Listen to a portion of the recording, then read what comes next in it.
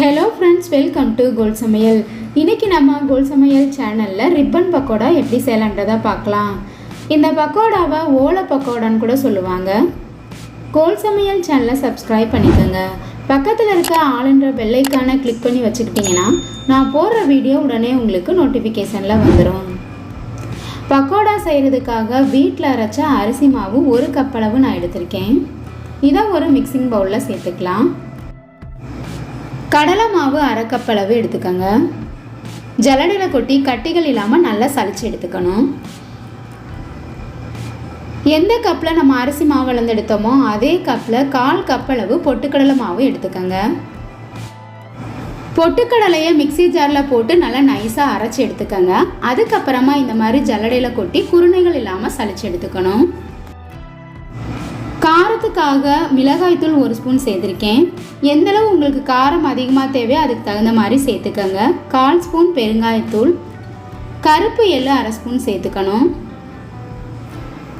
தேவையான அளவு உப்பு சேர்த்துக்கோங்க. நம்ம சேர்த்துருக்க எல்லா பொருட்களையும் இந்த மாதிரி தண்ணி ஊற்றி கலக்கிறதுக்கு முன்னாடியே நல்லா மிக்ஸ் பண்ணிடுங்க. இந்த வீடியோ உங்களுக்கு பிடிச்சிருந்ததுன்னா ஒரு லைக் கொடுங்க ஃப்ரெண்ட்ஸ்.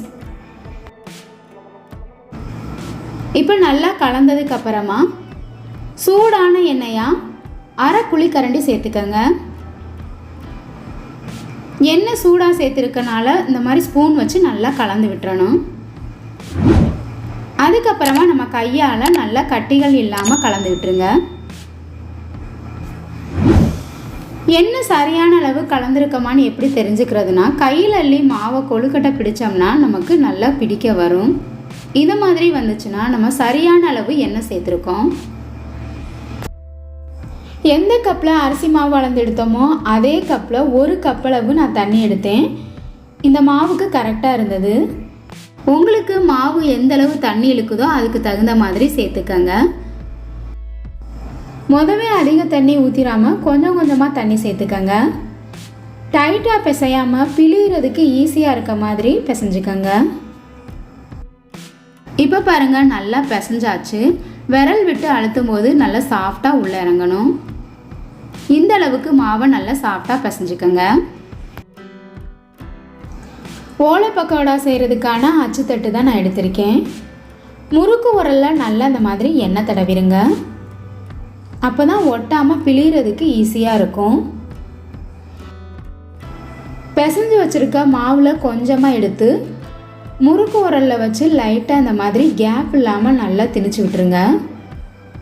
3/4 வாசி வச்சோம்னா தான் நமக்கு பிழிகிறதுக்கு ஈஸியாக இருக்கும். அச்சில் இருந்து மாவு வருதான்னு பார்த்துக்கோங்க. எண்ணெய் நல்லா காஞ்சதுக்கப்புறமா நல்லா பிழிஞ்சு விட்டுருங்க. இப்போ இந்த மாதிரி நல்லா பிழிஞ்சதுக்கப்புறமா அடுப்பை மீடியம் ஃப்ளேம்லேயே வச்சுக்கோங்க. அப்போ தான் நமக்கு நல்லா மொறுமொறுப்பாக வெந்து நல்லா கலர் மாறி வரும். அடுத்த பக்கம் திருப்பி விட்டுடலாம். எண்ணெயிலிருந்து நுர வரதெல்லாம் குறைஞ்சதுக்கப்புறமா வெளியில் எடுத்துடலாம். இப்போ நமக்கு சூப்பரான ரிப்பன் பக்கோடா ரெடி ஆயிடுச்சு. இந்த ஈஸியான ரெசிபியை நீங்களும் ட்ரை பண்ணி பாருங்கள். சின்ன சின்ன பீஸாக வேணும்னா ஓலை பக்கோடையை சுட்டு நம்ம வெளியில் எடுத்ததுக்கப்புறமா லைட்டாக உடச்சி விட்டுக்கலாம். மொறு மொறுன்னு சீவல் ரெடி ஆயிடுச்சு. இந்த வீடியோ உங்களுக்கு பிடிச்சிருந்தா கோல் சமையல் சேனலை சப்ஸ்கிரைப் பண்ணிக்கோங்க. மறக்காமல் இந்த வீடியோவுக்கு ஒரு லைக் கொடுத்துருங்க ஃப்ரெண்ட்ஸ். கமெண்ட் பண்ணுங்கள், ஷேர் பண்ணுங்கள்.